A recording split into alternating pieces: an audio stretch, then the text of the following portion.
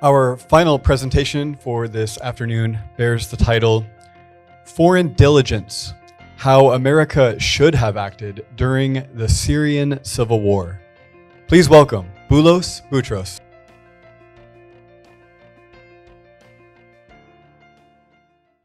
Imagine being an innocent child, playing carefree with the people you grew up with. Until one day, you lose everything. Everything around you seems to be gone, destroyed within a single day. And then you witness strange people entering your city, preparing to erase everything you have ever known. Sadly, this is the case for many Syrian Christians who have not only faced persecution, but have also subsequently suffered under the poorly planned out governance of American forces. Minorities in the Middle East, notably Christians, have been persecuted by Islamists since the dawn of the Middle Ages. Many have been subsequently killed, expelled, or segregated. With this, there have been many changes since the beginning of the 20th century. After the fall of the Ottoman Empire, the Middle East was in a standstill, allowing for the powers of the West, mainly England and France, to divide the region into several de facto states by an agreement called the Sykes-Picot Agreement. France had ended its reign in Syria in 1948. Subsequently, Syria went through many military coups and government overthrows, with the chaos ending in the hands of the Assad family in 1970.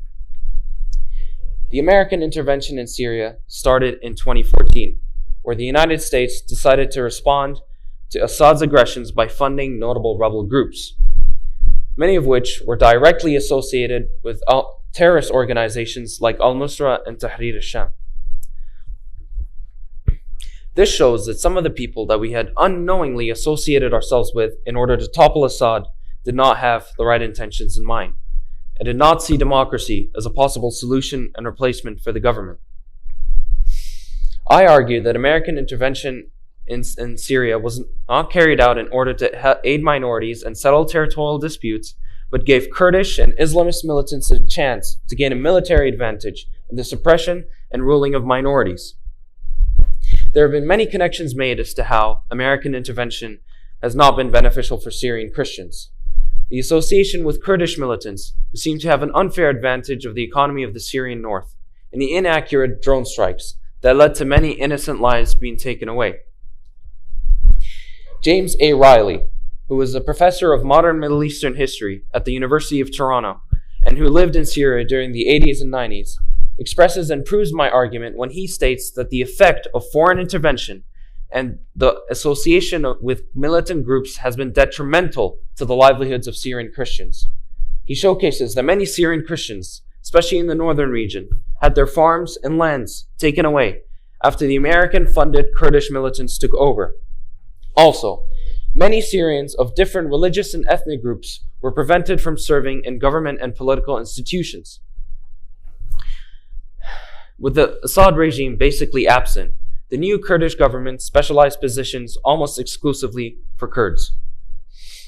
Another example for the disregard of Syrian minorities was seen in how American allied airstrikes were initiated.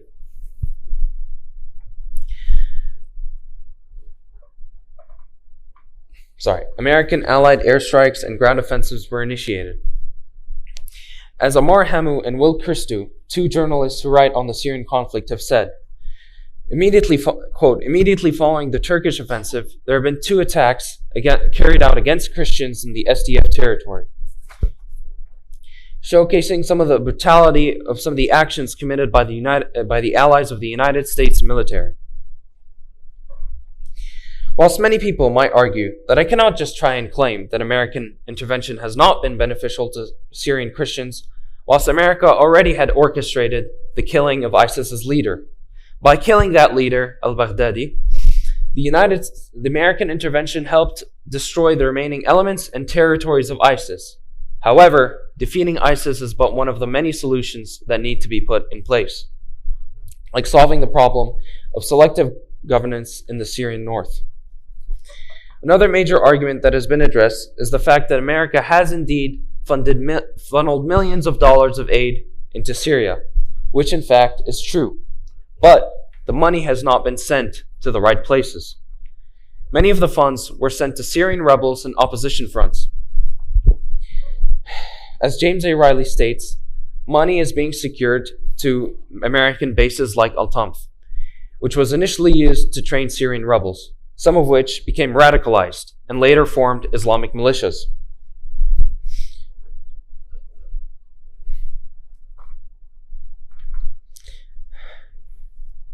There has been development and infrastructure being built, but however, these facilities only operate and seem to operate in the autonomous regions of the north, in which only people who live under American allied governance can gain access to basic medical care, education, and clean water supply. As you can culminate your opinions from what I have stated and argued, we can conclude that American intervention in Syria has not been carried out in the way carried out and aid those it promised to protect. And so we should concede, as Americans and as Christians, to fight justly for the rights of people abroad. For in the very doctrine of our nation are life, liberty, and the pursuit of happiness. These three doctrines are not only essential within all our borders, but are essential doctrine to all folk around the world. Thank you.